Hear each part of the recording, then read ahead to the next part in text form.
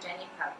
I'm a med-peds doctor, meaning with me you get a 2-for-1 deal, both an internist and a pediatrician in one. Do you have diabetes? I can help treat that. Do you have blood pressure that's been slowly creeping up? Let's sit down, figure out why, and try to take care of it. Do you have a kiddo that has a fever and a rash? Bring him in to see Dr. Jenny. Get the idea? My husband and I are excited to finally be able to realize our dream of moving to Mumbai, India, and opening our own evidence-based wellness clinic. Well, a little thing called COVID-19 pandemic decided to get in our way. And so in lieu of being able to see our patients in person, we decided to start a video series where we can start educating you, even if it's virtually. For the past 8 years, I've been privileged to practice what we call in the U.S. as primary care medicine. What that means is my colleagues and I are on the front lines of recognizing disease early, preventing disease, and treating it before it gets to the point where you need to see specialists, have surgery, that sort of thing. Preventative medicine is important all the time, but particularly important during a pandemic. After all, who wants to come out of this pandemic with an extra COVID-19? Pounds, that is, like this. So first, let's talk about the mental health aspect of preventative medicine. What I've been hearing from my patients on probably the majority of our video visits is that many of them have started to feel depressed, down, stuck in a rut, emotionally eating, etc. I absolutely understand. I can't lie and say I haven't felt that way at some days too. It's normal human nature. Being in the same house with the same people day in and day out, or alone in the same house day in and day out, it's going to get to you at some point. So it's important to try and train the brain to move past these mental blocks. Use this time to exercise your brain. Believe it or not, your brain needs exercise just like your body does. We'll talk about the body exercise later. What I've been suggesting to my patients is to set their phone alarm for at least 2 to 3 times a day to get up off the couch, turn off the TV, and try something different. Read a book, do a puzzle, schedule a Zoom meeting with your friends, play a game with your kids. There's so many possibilities now that we have the time to do it. Or why don't you use this time to do something new? Like learn a new language, learn a new dance, learn how to bake something new. Thanks to modern technology, there's so many free YouTube videos where you can learn all of these things. One thing my patients and I keep marveling about is looking at the silver lining. At least this pandemic happened in 2020 and not 1980. Can you imagine a pandemic without YouTube or FaceTime? Oh, the horror. On the subject of your mind, I definitely understand that some folks just won't be able to do these mind exercises and to get out of their rut. Totally understandable. And at this point, we're really working with a temporary diagnosis of what we call situational anxiety and depression, meaning someone that normally feels totally fine finds himself feeling down and anxious. Usually it's temporary, but there are plenty of ways to fix it. Again, make use of the technology that's available. Download a free meditation app. My husband and I have tried out several. The ones we like the best are Simple Habit and Headspace. Just a simple click on your phone. Also, multiple YouTube videos from nationally known yogis as well as from your local yoga studio. Another silver lining of the pandemic, most of this is free. Or as simple as just calling up your best friend and talking it out. That can be huge in terms of therapy. Speaking of therapy, some patients, even with everything that we've suggested, do end up needing formal therapy from a social worker or a psychologist. And thankfully, this can be done also virtually. Because of the pandemic, most of my colleagues are seeing patients through video chat. So that's a great tool to use during this time. And often, formal therapy needs to be paired with a medication, which is usually just temporary. Feel free to reach out to your primary care doctor via telemedicine, or through me. I can help you with that as well. Just another perk of having a med-peds doctor around. And finally, just another few tidbits to help boost your mental health during this time. Depending on your view on the subject, spirituality can be super helpful for people. And depending on how you feel on the subject, you can use this time to try and get closer to whichever higher power you believe in, if any.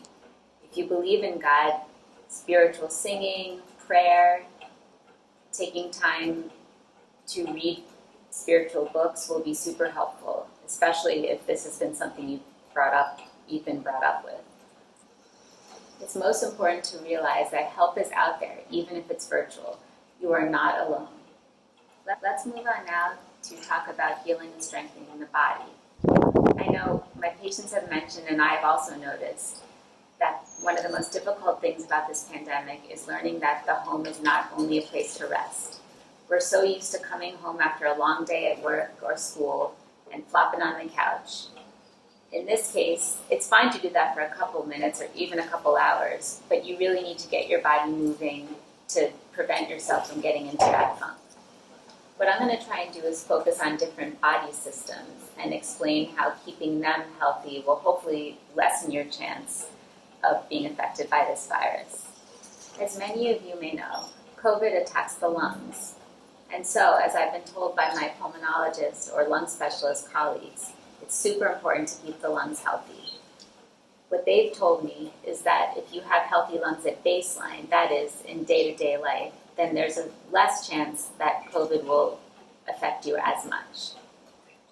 So while you're feeling well, use this newfound extra time to exercise your lungs and prepare them to fight, which hopefully they won't have to do. It's as simple as getting outside and doing a leisurely walk around your neighborhood. 30 to 45 minutes a day should do it. Just that amount will keep your lungs active and healthy. Now, I definitely understand that many of you may still be in lockdown and getting out of the house isn't even allowed at this point. So there's other things you can do just in your living room. March in place, walk around your couch, do some jumping jacks. What my husband and I have been doing is grabbing a couple cans and lifting weights. Simple things around the house. You don't need any fancy equipment. Just get things moving. Get your kids involved in the process. Play hopscotch, jump rope. Kids' activities will usually be a little more challenging to adults and has the added benefit of hopefully helping them and you sleep better at night. And finally, just one more note on the lungs. If you're able to, open up those windows a couple times a day and let some fresh air in. Your lungs will thank you. Again, I understand you can't do that in some cases, but if you can, nothing like it. Another body system that COVID affects is the blood vessels, in ways we're not entirely sure of yet.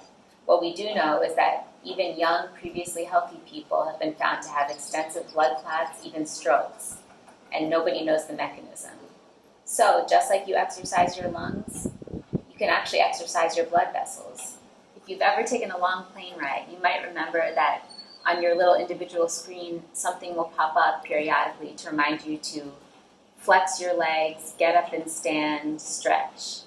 Basically, this is reminding you to exercise your blood vessels.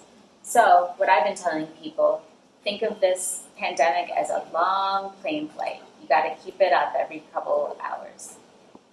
Some easy techniques to remember are, for example, if you're reading a book, after every chapter, get up and stretch, just like they make you do on the airplane. If you're watching a TV show, during the commercial breaks, do 15 jumping jacks. It sounds silly, but it actually will make a huge difference. In subsequent videos, my husband's going to start talking about specific exercises that you can do in the comfort of your home without any fancy equipment. We might even show you some techniques ourselves. Since I've been focusing on exercising various parts of your body, next let's talk about keeping your digestive system healthy and active. In our opinion, nutrition, good nutrition, is probably the most important factor in staying healthy and preventing disease. I've noticed lately during the pandemic that it's even more difficult to cook properly at home because of limited ingredients and limited supply of those ingredients. So my husband and I have used this as an opportunity to make lemonade out of lemons. Why not try new cuisines? If you have something you've never seen before, look it up on the internet and find a new recipe. Think of it as a culinary adventure. For example, I love baking. In fact, it's one of my therapeutic activities. But I don't know if you've noticed, it's very difficult to find yeast anywhere, in the stores and even online. So I did a little internet research and found out that you can actually use a sourdough bread starter in place of yeast in a lot of recipes. So even though it's a 7-day process, that's what I've been doing this week, making a sourdough bread starter. Even my 7-year-old Akash has been helping me. Well, he just named her Sally, but that's his idea of help. So now let's move on to what you should be actually putting in your mouth. What types of food should you eat to stay healthy and remain that way? Our principle at our house is whole food, plant-based. I will go on for hours about this in subsequent videos, beware. But for today, I'm just going to define it and talk about it a little bit.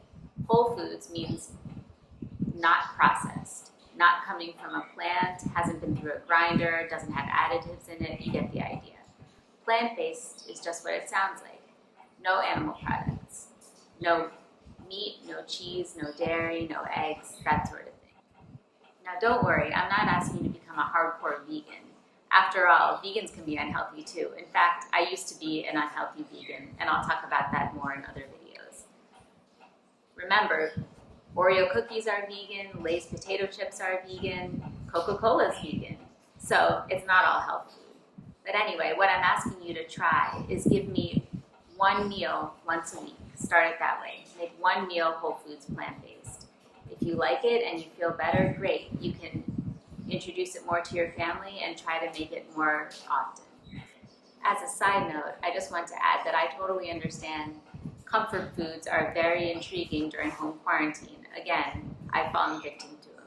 I don't expect you to completely deny yourself, but try to limit your comfort foods if at all possible. Speaking of denying, another simple but not easy technique that I've incorporated into my daily lifestyle is something called intermittent fasting, or IF. As I mentioned before, use this time to learn something new. IF is definitely something new for most people, and there's many internet resources and paper book resources that you can find about IF. I do plan to have an entire video dedicated specifically to IF, so we'll talk about that more. But suffice it to say, IF has really made a big difference in my life. Multiple studies have shown that it has the ability to reduce GI inflammation, reduce skin inflammation, give you more energy, and boost your mood.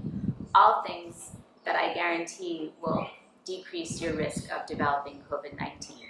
Remember, at the heart of COVID-19 is a disease of overactive inflammation. So if you're starting with a lower level of inflammation, again, less likely that you'll succumb to this disease. Oh, and one more plug for the whole food plant-based diet. Guess what? That also has been shown to reduce inflammation. And just one final topic I want to talk about before we go, supplements. Now, coming out of med school, I was taught by most of my professors that supplements are a big waste of money and just a scheme by the various nutrition industries. And I did believe that for several years. But after doing my own research and listening to my husband, I'm sure he's happy to hear that, I have decided there are some supplements that can really benefit you, especially if you have certain diets. Once the COVID forest fire started spreading, we decided to do our own research into what potential supplements could be helpful in preventing this disease. The first hit in our search was a supplement called quercetin, which you can readily find at any nutritional store or on Amazon, which is where we found ours.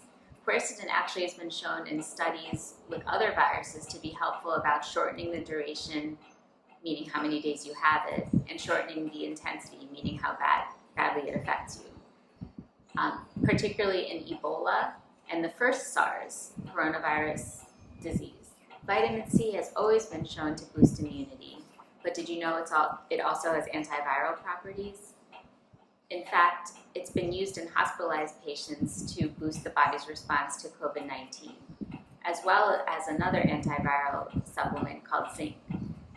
Zinc has been used in hospitalized patients, as I just said, but we're also recommending taking a zinc supplement to help boost your immunity prior to being exposed, which you hopefully won't be. Now, these next two are a little questionable in terms of when you should be taking them. I believe that both are very helpful, but some studies have shown the timing can be very important. These two supplements are elderberry, which you can take in syrup form or in a gummy or a pill.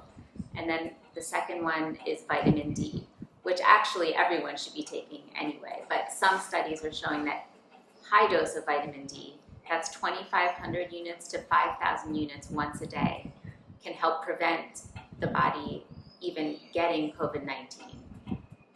But like I said, it's controversial. Some studies have shown patients that are taking these supplements while infected with COVID-19 had something called a heightened cytokine storm. Cytokine storm is basically just the body being overwhelmed with inflammation, causing all those issues with the lungs and the kidneys that you've probably been hearing about. So I would take them daily, but once you feel any evidence of sickness, stop them right away.